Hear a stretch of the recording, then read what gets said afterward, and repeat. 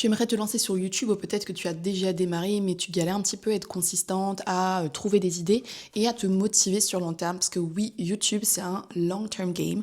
On ne va pas grossir sa chaîne YouTube en seulement quelques semaines, sauf si on a vraiment la bonne stratégie.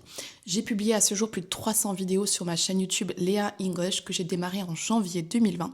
Et j'ai franchement galéré pour être motivée, pour rester consistante. Et j'ai beaucoup souffert du manque de motivation. J'ai frôlé le burn-out à plusieurs reprises. Et dans cette vidéo, je vais t'expliquer les 5 choses que j'aurais aimé savoir avant de démarrer ma chaîne qui m'auraient vraiment permis de m'économiser et de franchement moins me prendre la tête. Donc c'est pour que toi tu puisses réussir plus vite et que tu ne fasses pas les mêmes erreurs que moi. Je voudrais t'éviter ce chemin un petit peu long et difficile qui m'a permis finalement d'arriver aujourd'hui à comprendre comment me simplifier la vie et créer du contenu rapidement, efficacement et sans prise de tête. Première chose que j'ai fini par comprendre après avoir regardé des centaines et des centaines de vidéos YouTube pour savoir c'était quoi le meilleur setup, la meilleure vidéo, le meilleur micro, etc. J'ai compris que le truc le plus important en fait par rapport à la qualité de ton contenu, la qualité image, son, etc. c'est le son. Si on le prend par ordre d'importance, le son, c'est ce qui est le plus important. Donc, c'est important si tu veux upgrader ton matériel, d'avoir un bon micro parce que tu peux avoir une qualité d'image mauvaise. Tu peux filmer ton téléphone ou même ne même pas montrer ta tête, montrer des slides ou je ne sais quoi. Tant que le son est bon, les gens vont écouter. Si à l'inverse, tu as un méga appareil photo mais que ton micro est pas bon, les gens auront beau avoir une super qualité d'image, ils vont avoir du mal à t'écouter. Donc, le son, c'est vraiment le plus important. Et si c'était à refaire, je t'avoue que je démarrais avec mon téléphone et un micro uniquement. Et je upgraderai pas forcément du tout, voire pas forcément ou pas forcément tout de suite dans un méga appareil photo. Avant de démarrer ma première chaîne YouTube, Léa English, en janvier 2020, j'ai passé quasiment 6 mois à regarder du contenu en anglais pour savoir voilà, c'était quoi la meilleure caméra, meilleur appareil photo, meilleure lumière, meilleur trépied, etc. Et j'ai procrastiné pendant des mois et des mois parce que je pensais qu'il fallait avoir un méga matériel, qu'il fallait avoir une qualité professionnelle de son et d'image. Et je me suis longtemps donné cette excuse en fait pour pas me lancer. Si j'avais su que c'était pas ça qui primait, je me serais lancée avec les moyens du bord, avec mon téléphone, une oreillette et j'aurais seulement acheté un micro. Aujourd'hui, je filme là le contenu sur le DJ Osmo Pocket 3 et là, c'est le micro qui va avec le créateur kit. Je t'ai mis le lien dans la description si jamais si tu veux checker. En tout cas, cet appareil photo qui est franchement pas si cher que ça et ce micro me vont très bien pour la création de contenu que je fais aujourd'hui. Et donc sache que ce qui prime, c'est vraiment la qualité de son et pas la qualité d'image. Donc si on prend après pour upgrader entre guillemets dans le bon sens, upgrade ton micro d'abord, quitte à garder ton téléphone, franchement c'est le plus important. Ensuite, si tu veux avoir une bonne qualité d'image, n'upgrade pas tout de suite ton appareil photo forcément, ou au moins va pas forcément taper dans l'appareil photo à 2000 € parce que ce qui va influencer le plus sur ta qualité d'image, ça va être la qualité de la lumière en fait. Si tu as une fenêtre en face de toi, que tu as des lumières dans ta maison, alors là, c'était pas hyper flatteur parce qu'elles arrivent du dessus, mais c'est pas grave. Et si tu as un méga appareil photo hyper cher, mais que t'as pas des lumières ou que t'as pas appris à maîtriser la lumière et à éclairer en fait ta scène, en fait la qualité d'image elle sera pas si bonne. Donc dans le bon sens, c'est micro, ensuite lumière si vraiment tu le souhaites, et ensuite appareil photo. Moi j'ai choisi d'upgrader sur le Osmo Pocket 3 parce qu'il a un petit peu tout bon en termes de voilà, il a le micro dans le pack, il est super petit et pratique. Enfin bref, je te laisse découvrir ça dans la description. Le point suivant que j'aurais aimé savoir, c'est que le setup que tu as doit être simple, efficace et te permettre de filmer du contenu rapidement en fait et facilement avec le moins de freins et de barrières. Tu n'es pas créateur de contenu, c'est entrepreneur et maman comme moi, t'as peut-être pas énormément de temps et ce qu'on veut c'est pas juste publier du contenu sur YouTube et devenir influenceur, faire 10 millions de vues. Ce qu'on veut c'est pouvoir créer un tunnel en fait de vente et qu'on puisse générer des leads organiques qualifiés depuis YouTube et ensuite vendre nos propres produits, des formations, des accompagnements, etc. Donc ce qu'on veut en fait c'est de la création efficace, rapide et sans trop de freins au démarrage parce que si c'est super compliqué pour mettre ton matos en route, etc., t'as des méga lumières qui prennent énormément de place, il va falloir que tu aménages quelque part un coin dans ta maison, que tu prennes une pièce entière rien que pour ça. Si t'as un appareil photo un peu cher, haut de gamme et que tu sais pas trop t'en servir, que l'image est floue et ça m'est arrivé moi personnellement, j'ai passé des mois à me prendre la tête avec un appareil photo que j'avais acheté, un Canon et j'arrivais pas à faire une image correcte en fait. C'est pas parce que l'appareil photo est de qualité que tu vas forcément savoir t'en servir. Et donc voilà, après avoir publié pendant 5 ans sur YouTube, j'ai enfin upgradé pour du matériel qui me convient et qui me correspond.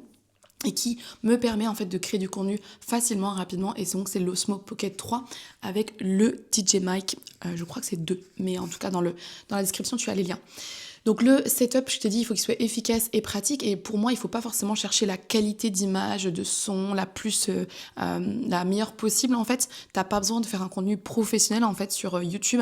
La plupart des gens déjà regardent YouTube sur leur téléphone, donc l'image elle est super petite. Alors certaines personnes regardent sur l'ordi et d'autres sur la télé, mais comme je t'ai dit, le son c'est ce qui prime. Tout ce qui est qualité d'image, c'est pas non plus dramatique. Si t'as pas le petit flou d'arrière-plan comme les YouTubeurs ils ont.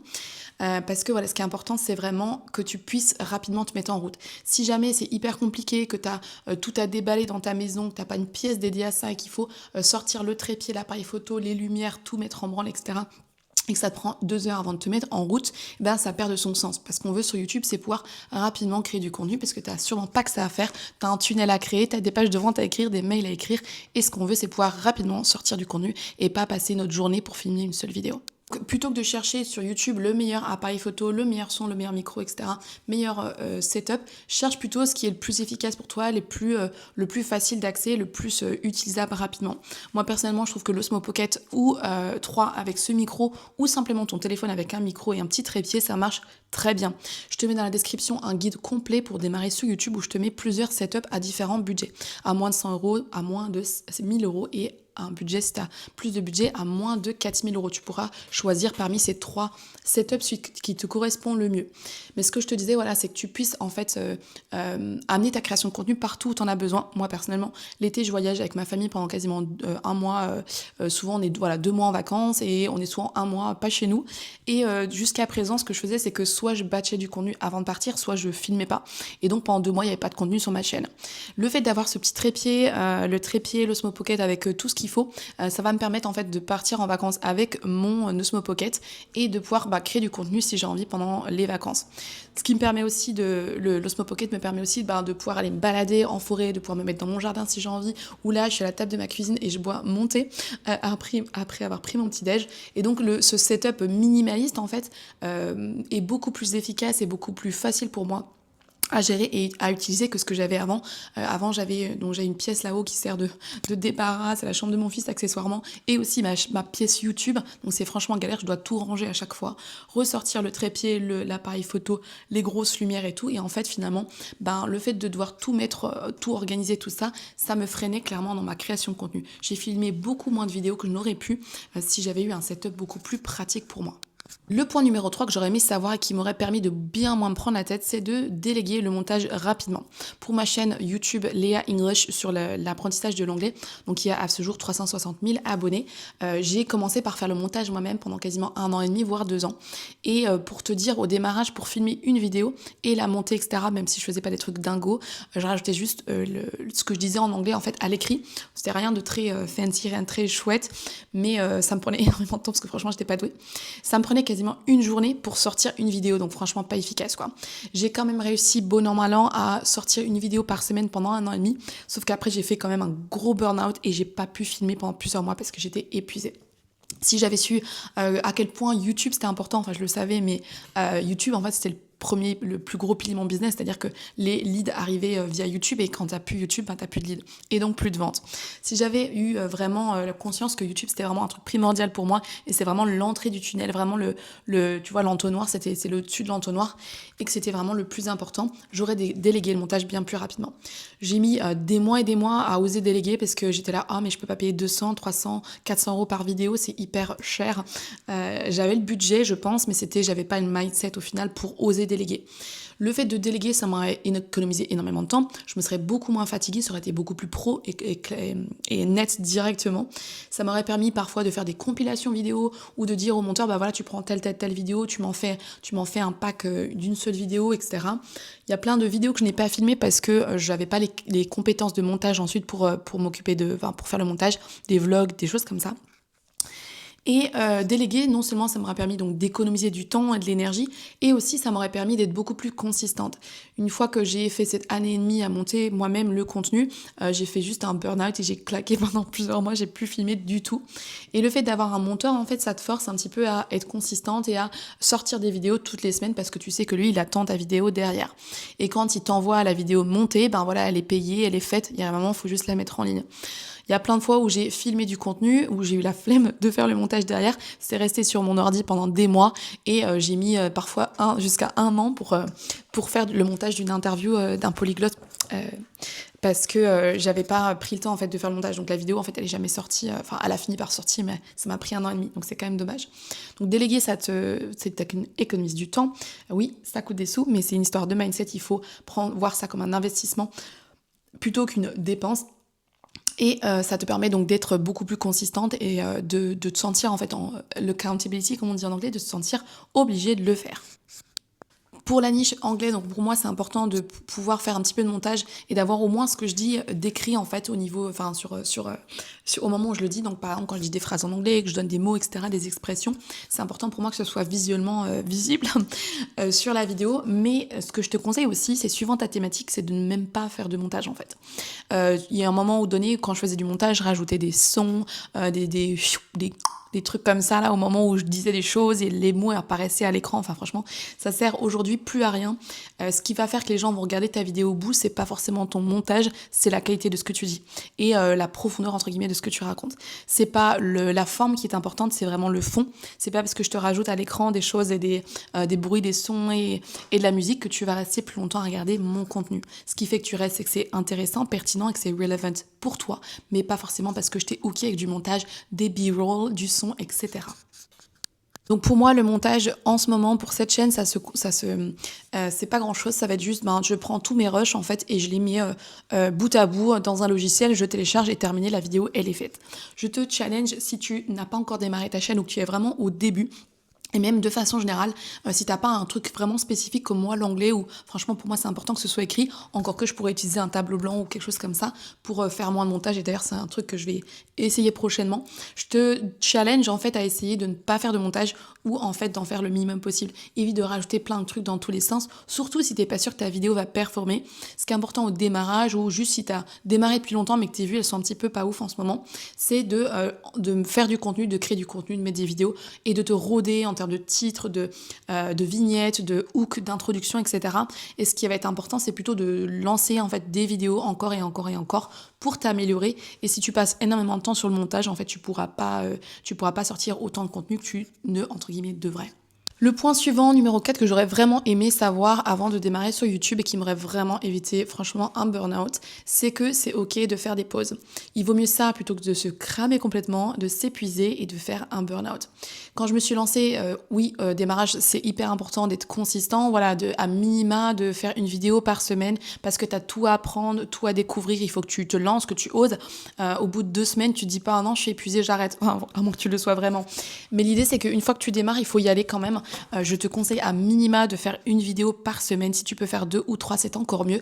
Alors, sous réserve que tu aies le temps et que tu ne fasses pas de montage et que tu fasses des choses minimalistes comme je le fais tout de suite, que tu crées du contenu sans trop d'efforts, entre guillemets, là oui tu peux augmenter la quantité, mais c'est pas forcément une histoire de quantité non plus. Il faut vraiment juste, plus tu feras de quantité entre guillemets, c'est plus tu apprendras en fait. C'est-à-dire que si tu fais une vidéo par semaine, il te faudra plusieurs mois pour te roder, apprendre à parler, être à l'aise, etc. Alors que si tu sors 2 ou 3 vidéos par semaine, ta courbe d'apprentissage elle sera exponentielle et plus rapide. C'est juste ça. C'est pas c'est pas parce que tu sors 10 vidéos par semaine tu vas performer plus qu'une personne qui n'en fait que 2 ou 3. Ce qu'il faut c'est être aussi intentionnel dans tes sujets, tes titres, etc. Anyway, donc je disais c'est important de faire des pauses. Moi je me suis vraiment j'ai été régulière au démarrage, une vidéo par semaine, mais comme je te l'ai dit, j'avais plein d'autres choses à faire, lancer des produits, faire des freebies, etc., écrire des mails, des newsletters, j'avais aussi un blog, j'étais sur Instagram, enfin bref, j'avais plein de choses à faire en plus. Donc je m'y suis tenue une fois par semaine pendant, je pense, quasiment 1 an et demi. Et en fait, il y a des moments où j'aurais voulu prendre des pauses et ralentir. J'avais plus du tout le goût, j'avais pas envie de filmer.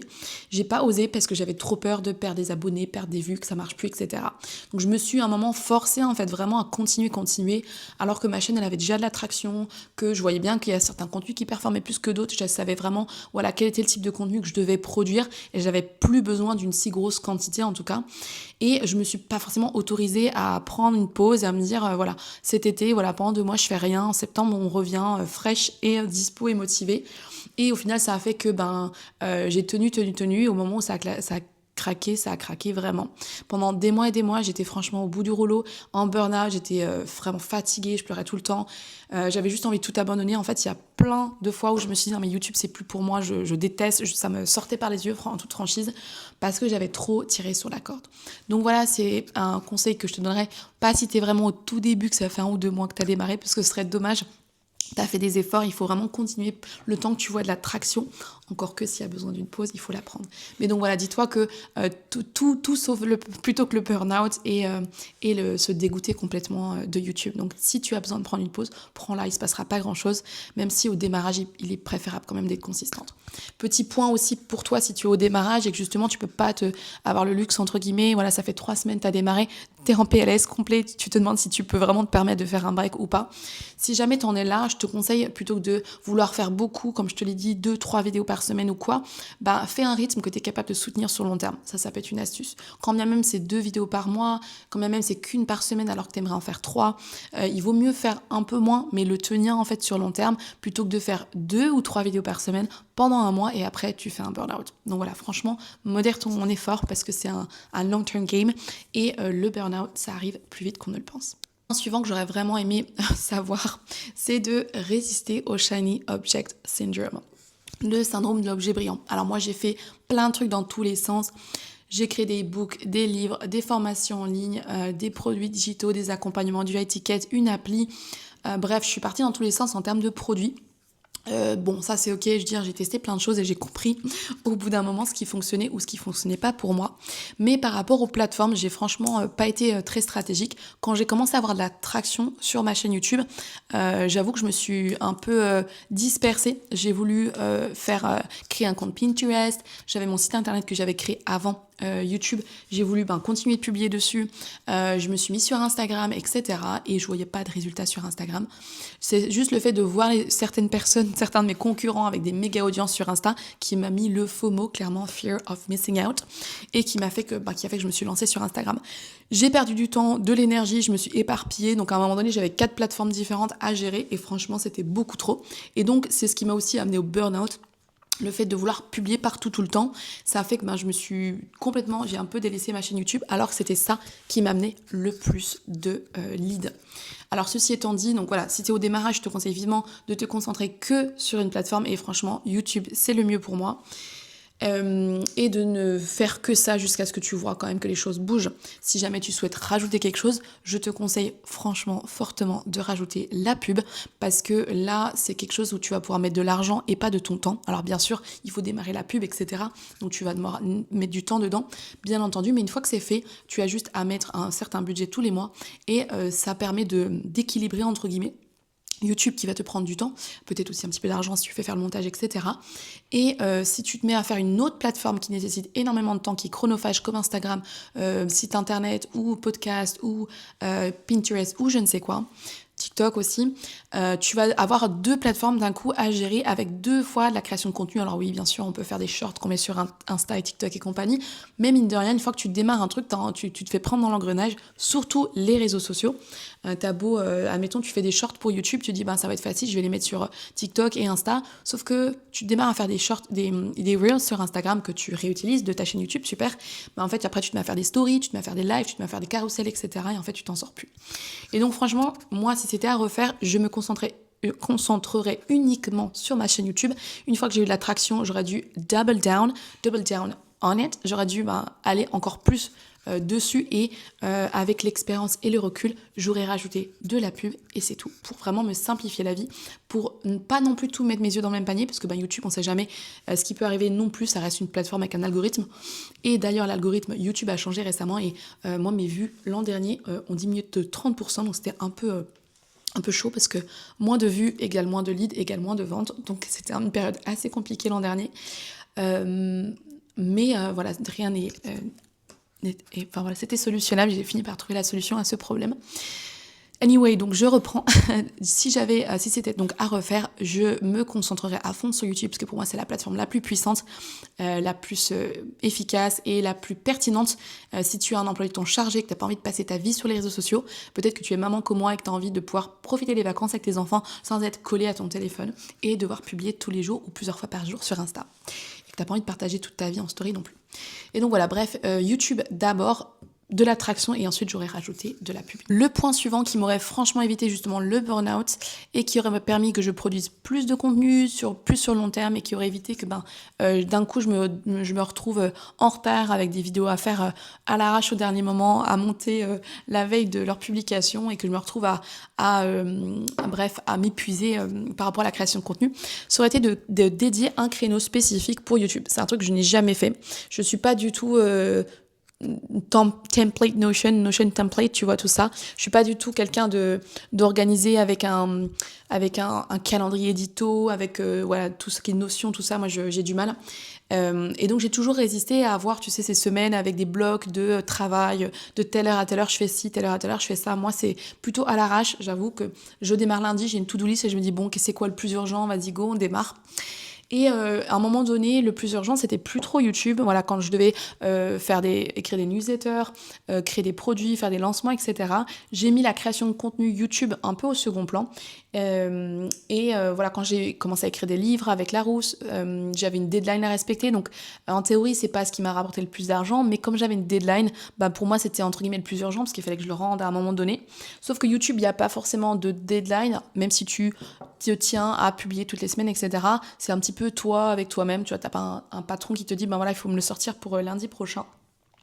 Et donc voilà, YouTube, je l'ai fait passer au second plan. Et ce qui m'aurait franchement aidé à être consistante, à moins me cramer et à pas être toujours comme ça à l'arrache et à démarrer mes semaines sans trop savoir où je vais, ça aurait été de dédier un créneau spécifique pour ça. À refaire, et c'est ce que je vais implémenter de là à partir du mois prochain, ça va être de dédier mon lundi matin en fait à YouTube. Donc là maintenant j'ai 2 chaînes, donc je vais voir comment je m'organise, mais l'idée c'est que ce soit voilà, d'avoir ce créneau au début de la semaine parce que c'est le plus important, c'est là où j'ai un petit peu d'énergie, enfin le plus d'énergie, et c'est l'idée d'avoir voilà cette matinée YouTube dédiée à YouTube où je démarre en fait par ce qui est pour moi le plus urgent sur le long terme, parce que c'est ce qui alimente en fait mon tunnel de vente. Et donc YouTube, voilà, un créneau YouTube, pour moi c'est hyper important. Je pense pas que je ferai d'autres créneaux dans la semaine avec un créneau email marketing, un créneau appel de vente, je ne sais quoi, moi ça franchement c'est pas pour moi.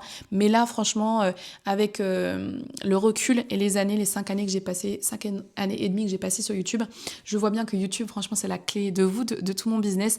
Et donc c'est la priorité absolue. Même si parfois j'ai des deadlines pour un livre ou je ne sais quoi, il ne faut pas que je déroge à cette règle parce que c'est ça qui fait tourner tout le business. Et donc voilà, le fait d'avoir un créneau dédié à ça, le plus tôt possible dans la semaine et le plus tôt dans la journée, fait que j'espère m'y tenir. Dans ce créneau, qu'est-ce que tu fais? Ça ne veut pas dire que chaque semaine tu publies une vidéo de A à Z. Je te conseille vivement de batcher en fait les étapes ensemble et de les regrouper. À l'époque, quand j'ai démarré sur YouTube en 2020, ce que je faisais, c'est que je me disais, bon, il faut que je sorte une vidéo cette semaine. J'étais vraiment au jour le jour, semaine après semaine. Donc, je me posais le matin, je me disais, bon, qu'est-ce que je vais filmer? Je trouvais un sujet, j'écrivais un script, ensuite je filmais, ensuite je faisais le montage, un petit peu tout dans la même journée. Ça me prenait énormément de temps et c'était pas du tout optimisé. Ça veut dire que je sortais les vidéos une par une, elles n'avaient pas forcément de cohérence entre elles. Et j'aurais été beaucoup plus efficace à prendre mon lundi matin, par exemple le 1er du mois, à me poser sur des sujets, des idées, brainstormer des idées, en mettre 20, 30, 40 dans un document. Ensuite, identifier les 2-3 que j'ai envie de filmer prochainement, faire 2-3 scripts, faire des bullet points. La semaine suivante, peut-être batcher 1 ou 2 vidéos. Ensuite, la semaine d'après, faire le montage, etc. Je trouve que c'est beaucoup plus facile et intuitif de fonctionner comme ça, plutôt que de faire une vidéo de A à Z chaque lundi matin. Même si c'est clairement possible et si ça fonctionne pour toi, je t'en prie, fais donc. Donc comme je te l'ai dit, voilà un créneau dédié que tu vas pouvoir utiliser pour YouTube si toi aussi tu considères que c'est vraiment le pilier en fait principal et c'est le truc que tu veux travailler cette année. Je te conseille donc de le faire le plus tôt possible et de vraiment dédier un créneau dans ta semaine pour ça. Au moins, c'est sûr, c'est non négociable. Et t'as pas ta to-do list avec plein de trucs urgents, répondre aux mails, je ne sais quoi, qui va en fait prendre le pas sur ça parce que au final, YouTube, tu pourras toujours remettre à plus tard en fait. Et si tu ne t'es pas encore lancé, je te conseille aussi de fonctionner comme ça. Plutôt que d'avoir YouTube sur ta to-do list avec tout plein d'autres trucs urgents que tu sais que tu seras obligé de faire parce qu'il y a quelqu'un qui attend une réponse derrière ou t'as un livre à publier ou je ne sais quoi. YouTube, en fait, si t'es pas lancé encore, ça va toujours repasser à plus tard, à plus tard, à plus tard. Donc à un moment donné, prends ton lundi matin ou je ne sais quand pour vraiment te lancer, même si ton premier lundi matin ou je ne sais quel créneau, tu vas te poser, dire bon ok c'est quoi les sujets. Ok après tu vas repartir, tu auras 30 sujets, très bien. La semaine d'après, tu dis bon ok j'en filme une, je filme laquelle, etc. Donc moi ce que je fais en fait c'est que j'ai toujours, je vais te montrer tout de suite, j'ai toujours une liste de sujets prête sous le coude. Je te montre là, donc ça c'est une note dans mon téléphone. Oups. Où voilà, j'ai, donc ça tu vois c'est tous mes sujets. Donc j'ai peut-être une cinquantaine de sujets YouTube qui sont prêts à être utilisés. Donc je mets toujours tout plein de sujets là-dedans et quand une idée me vient, je mets sur mon téléphone. Et après ce que je fais c'est que j'ai des autres notes de téléphone en dessous, je sais pas si tu vois un peu, avec juste des bullet points. Tu vois là j'ai par exemple les 5 choses que j'aurais aimé savoir. Donc là c'est ce qu'on est en train de voir tout de suite. Je mets juste 2-3 points comme ça et comme ça j'ai toujours un petit peu quelque chose sous le coude le moment où je dois filmer. Donc mes lundis matins, c'est pas chaque lundi matin je vais sortir 3 vidéos. Il y a parfois des moments où je vais faire un peu des vignettes, des fois je vais faire des scripts, etc. Et l'idée c'est vraiment de coupler en fait les activités qui ont du sens ensemble. À moins qu'au démarrage tu puisses pas et que tu veuilles faire de A à Z une vidéo. Mais voilà donc une idée pour toi. Admettons, t'as 4 vidéos à sortir pour le mois. Tu te poses, tu fais tes 4 sujets, tu crées tes 4 vignettes, la semaine suivante tu filmes 2 vidéos, la semaine suivante t'en filmes 2 de plus, tu fais le montage, etc. Donc tu peux avancer comme ça, mais un créneau dédié à YouTube, si c'est ta priorité, c'est franchement très important et ça va vraiment t'aider. Si tu veux aller plus loin avec YouTube, je te conseille d'aller dans la description, télécharger le guide de démarrage pour les entrepreneurs qui veulent se lancer sur YouTube, c'est gratuit et tu auras toute la liste du matériel que je te conseille d'acheter et ainsi que des prompts ChatGPT pour t'aider dans ta création de contenu pour aller plus rapidement et plus facilement. Si jamais cette vidéo t'a plu, n'hésite pas à me laisser un petit commentaire pour me dire que tu as aimé, ça me fera plaisir. Mets-moi un like si ça te dit. Tu peux aussi t'abonner pour plus de contenu pour scaler ta chaîne YouTube et ton business. Et si jamais tu veux continuer dans ta lancée, tu peux regarder cette vidéo où je t'explique ce que j'ai appris après 5 ans à publier sur YouTube, après donc 300 vidéos publiées. Have a great day and talk to you next time. Bye.